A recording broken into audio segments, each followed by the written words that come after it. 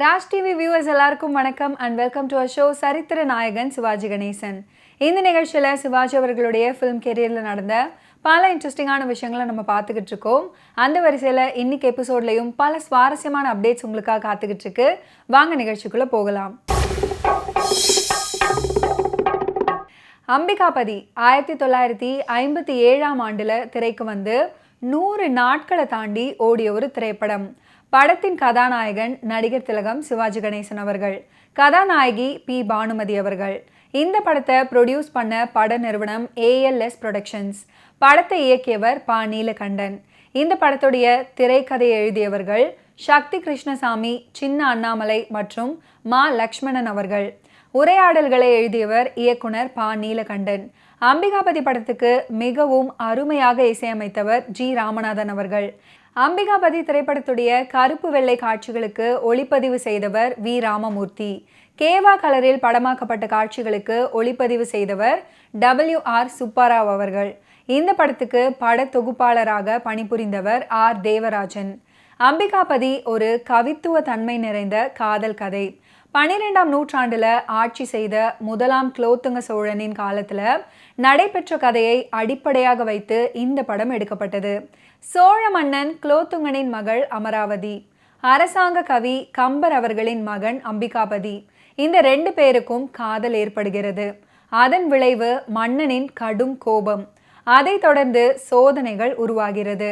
காதலர்களுக்கு வேதனை தொடர்கிறது. கம்பரை வெறுக்கும் ஒட்டக்கூத்தர் மன்னனின் கோபத்தை மேலும் தூண்டிவிடுகிறார். இதனால் மன்னனின் மகள் காதலுக்காக மன்றாடுகிறாள். கம்பர் தன்னுடைய மகனுக்காக மண்டியிடுகிறார். அம்பிகாபதி பேரின்ப பாடல்கள் 100 பாட வேண்டும் என்று பரீட்சை வைக்கிறார் மன்னன். வெற்றிக்கு பரிசு அமராவதியின் கரம், தோல்வியின் முடிவு அம்பிகாபதியின் சிரம் என்று முடிவாகிறது. அம்பிகாபதிக்கு வெற்றி கிடைக்கும் சமயம் அமராவதியின் அவசரம் ஆபத்தாக முடிகிறது. அதனால் அம்பிகாபதி தூக்கு மேடை ஏறுகிறான். அவனுக்கு முன்பே அமராவதியின் உயிரும் பிரிகிறது. வையத்தில் கூடாத காதலர்கள் வானத்திலே கூடுகின்றனர். இதுதான் அம்பிகாபதி படத்துடைய மூலக்கதை. கண்ணம்மா, வேங்கி நாட்டு அரசன், அவருடைய தோழன், இப்படியான சில புது கதாபாத்திரங்களுக்கு வேலை கொடுத்து திரைக்கதையாக மாற்றியிருக்கிறார்கள் படக்குழுவினர்கள். அம்பிகாபதியாக நடிக்கும் சிவாஜி கணேசன் அவர்கள் சிறப்பாக நடிச்சிருப்பாரு. தர்பார் விசாரணை காட்சி, தூக்கு தண்டனை விதிக்கப்படும் காட்சி, தன் உயிரை காக்க தந்தை மன்னனிடம் மண்டியிட போகும் சமயம் ஆகிய இடங்கள்ல அவருடைய நடிப்பு சிறப்பாக காண முடியும். பானுமதி அவர்கள் அமராவதியாக உணர்ச்சியுடன் நன்றாக நடிச்சிருப்பாங்க. காண்போரை கவரும் அழகு பெட்டகம் அமராவதியாக நடித்து மக்களின் உள்ளங்கள்ல நிரந்தரமான ஒரு இடத்தை பிடித்தவர் பல்கலை அரசி பானுமதி அவர்கள். அவர் மிகவும் இயல்பாக நடித்து மக்களின் கைத்தட்டல்களை பெற்றார்.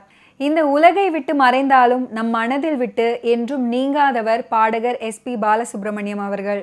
SP பாலசுப்ரமணியம் அவர்கள் பல சாதனைகளை புரிந்திருந்தாலும் மிகவும் குறிப்பிடத்தக்க சாதனையாக பலரும் பார்ப்பது அவர் மூச்சு விடாமல் பாடிய பாடல்தான். கேளடி கண்மணி அப்படின்ற திரைப்படத்தில் இடம்பெற்ற மண்ணில் இந்த காதலன்றி அப்படின்னு தொடங்கும் பாடலின் 2 சரணங்களையுமே மூச்சு விடாமல் பாடியிருப்பாரு SP பாலசுப்ரமணியம் அவர்கள். SP பாலசுப்ரமணியம் அவர்கள் தான் முதல்ல மூச்சு விடாமல் பாடினார் அப்படின்னு நினைத்து கொண்டிருக்கும் வேளையில விஜயராஜ் அவர்கள் TM சௌந்தரராஜன் தான் முதல்ல மூச்சு விடாமல் பாடியிருக்கிறார் அப்படின்னு சொல்லியிருக்காரு. 1957ஆம் ஆண்டு சிவாஜி கணேசன் அவர்கள், பானுமதி அவர்கள் ஆகியோரின் நடிப்பில் வெளியான அம்பிகாபதி திரைப்படத்தில் இடம்பெற்ற வடிவேலும் மயிலும் துணை அப்படின்ற பாடல்ல TM சௌந்தரராஜன் அவர்கள் மூச்சு விடாமல் பாடியிருக்கிறாராம். அந்த பாடலை பதிவு பண்ணும்போது மூச்சு விடாமல் பாடிய TM சௌந்தரராஜன் அவர்கள் அப்படியே மயங்கியும் விழுந்து விட்டாராம்.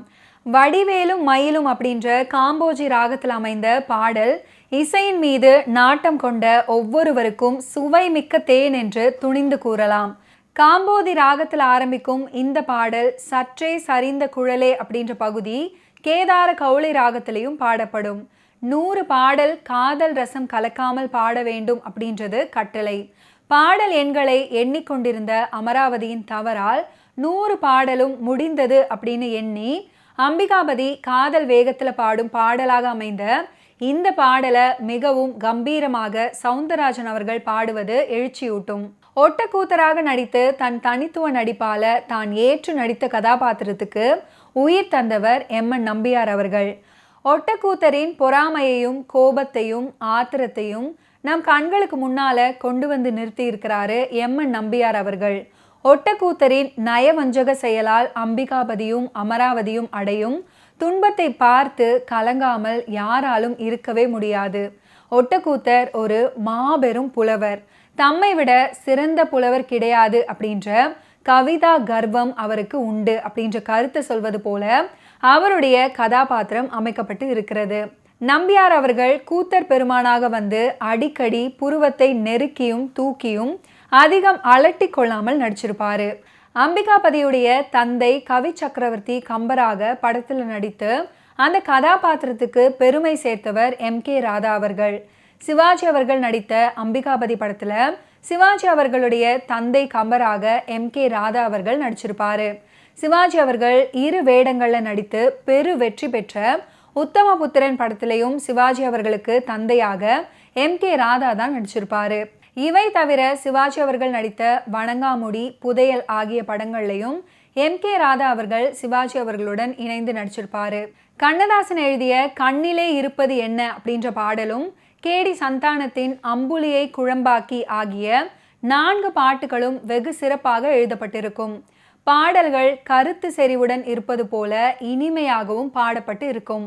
கண்ணிலே இருப்பதென்ன பாடல் காட்சியை ரசிக்காத ஆளே கிடையாது.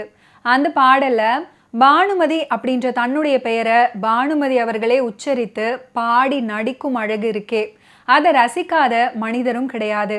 ஓகே வியூவர்ஸ், இன்னைக்கு நிகழ்ச்சியில் நடிகர் திலகம் சிவாஜி கணேசன் அவர்களுடைய ஃபிலிம் கெரியரில் நடந்த பல இன்ட்ரெஸ்டிங்கான விஷயங்களை நீங்கள் பார்த்து தெரிஞ்சிருப்பீங்க.